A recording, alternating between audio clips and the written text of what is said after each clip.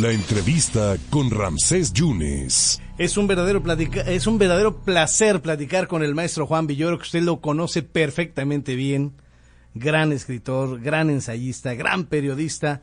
Y bueno, aunque él dice que el Necaxa es como la literatura, que es para las minorías ilustradas, y yo soy cruzazulino, pero como los tengo castigados, no vamos a platicar del Necaxa ni del Cruz Azul, sino que vamos a platicar de el afín que tiene el maestro Villoro con la Universidad Veracruzana, con la Universidad de Nuevo León, con un curso extraordinario que ha inaugurado hace algunos días. Maestro Villoro, gracias por esta oportunidad. ¿Cómo le va? Muy bien, muy contento de poder hablar contigo y desde luego después de estas palabras tan gratas que has dicho hacia mí, pero también confesionales, pues debo decir que te acompaño en tu dolor como cruzazulino. ¿Se puede dejarle de ir a un equipo, maestro Villoro?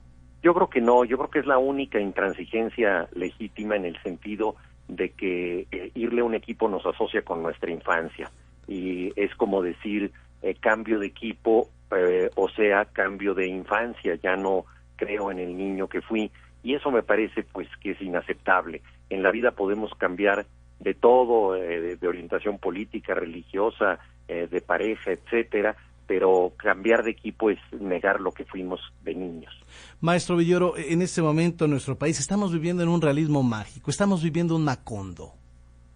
Bueno, una de las cosas que nos interesa mucho explorar en este curso en el que nos apoya la Universidad Veracruzana es que la fantasía de Gabriel García Márquez tiene un asidero muy concreto con la realidad, tanto con su propia vida, lo que él le vio a través de su familia en los distintos lugares de Colombia donde vivió, pero también con la observación minuciosa y cotidiana de la realidad, es decir, con el periodismo.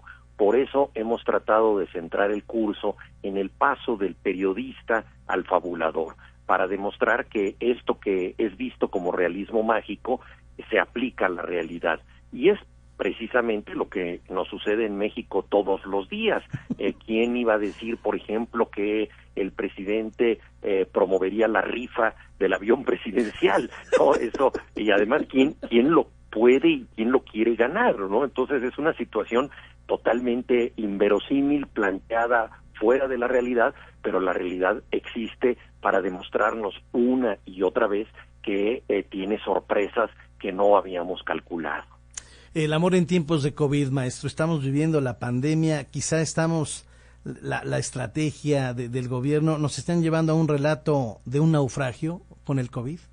Es una situación muy difícil, totalmente inesperada. Creo que ha puesto en evidencia los rezagos en salud pública que tenemos desde hace muchas administraciones. Este es un problema muy grave y se trata de una estrategia muy, muy compleja. Yo no soy experto, como simple cronista de la realidad, considero que no se pueden aplicar medidas restrictivas como las que se han aplicado en otros países. Por ejemplo, ahora en la mayoría de los países europeos vuelve a haber un toque de queda que enclaustra a las personas a las 6 de la tarde. En México no podemos tener esta disciplina por la simple y sencilla razón de que nuestra principal pandemia es el hambre. Hay gente que si no sale a la calle sencillamente no puede comer, y pensemos en lo que sería para personas que deben compartir la noche en un cuarto, hacinados, muchas veces 8 personas en un mismo espacio, pues lo que sería tener que estar ahí encerradas todo el tiempo es algo totalmente insostenible. Entonces, tenemos que lidiar con la pandemia en las situaciones que nosotros podemos enfrentar, pero por supuesto que ha habido muchos errores y estos se manifiestan pues con expresiones como la del subsecretario López-Gatell cuando dijo que el presidente no se podía contagiar porque era una fuerza moral, y ya vimos pues que el virus también lo alcanzó, cosa que por supuesto es de lamentarse, y afortunadamente se sobrepuso al virus. Que él dice que ya no va a usar cubrebocas porque ya no es figura de contagio, lo dijo hoy en la mañana el presidente. Sí, yo creo que ese es un mal mensaje porque el cubrebocas es de las pocas protecciones que podemos tener y creo que el presidente debería poner el ejemplo al respecto. Claro. Maestro Villoro, pero hay una vacuna y creo que está por ahí Moderna y está CanSino, está la Sputnik 5. ¿Será posible que tengamos que llamar a Ámsterdam o a Buenos Aires para que nos digan cómo está esta vacuna? Bueno, hay bastantes buenas informaciones ya en esta plataforma que se llama Lancet, los expertos lo han dicho. Tuve la suerte de hablar con el biólogo Antonio Lascano y me comentaba que, de acuerdo a los informes de Lancet que están a disposición de todo mundo, por ejemplo, la vacuna Sputnik es altamente confiable y vale la pena administrarla. Otras quizá no son tan confiables, pero tienen un grado cercano a la confiabilidad hasta donde se han podido hacer los estudios actualmente. Maestro Juan Villoro, ¿el mes de junio es crucial para la democracia en este país? Bueno, es una elección intermedia, ¿no? No es tan decisiva como la elección presidencial. Por supuesto que las elecciones de gobernadores sí son muy importantes a nivel regional, pero creo que será significativa para ver cómo se recompone la composición política en México, ahora que hemos tenido una avalancha con un partido que casi podría ser un partido único, que es Morena. Lo que yo lamento mucho es la caballada, o sea, creo que realmente está muy flaca y no hay muy buenas alternativas, y hay situaciones lamentables como la de Félix Salgado Macedonio en el estado de Guerrero con 5 acusaciones de violación. Eso es totalmente insostenible.